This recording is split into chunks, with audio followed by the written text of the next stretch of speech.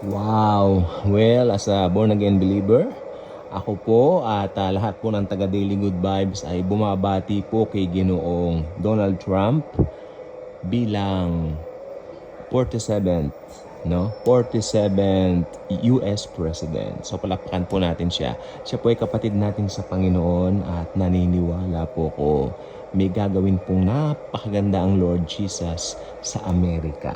Okay?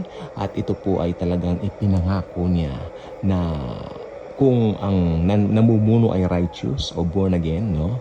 Naniniwala ko dadalo yung pagpapala dahil sa Panginoong Heso Kristo. At tayo po muli ay nagdidiwang, no, bilang mga Kristiyano. Actually, yung pagiging Kristiyano natin ang dahilan. Bakit tayo nagdidiwang sa tagumpay ni Ginoong Donald Trump? Anyway, this is not a long vlog, but rather a greeting vlog. So I'm very happy po dahil yung kanya pong katunggali, alam naman po natin na parang minaliit ang ilang kapatid natin sa Lord. At alam naman natin, pag tinuya mo ang Lord, pag gumawa ka ng hindi maganda sa Lord, may katapat ka.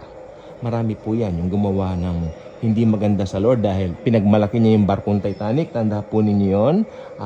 Alam nyo, disaster po ang nangyari. So, lahat ng kokontra kay Jesus Christ, disaster ang mangyayari. So, again, very happy po tayo bilang mga Kristiyano sa pagkapanalo ni Ginoong Trump. God bless.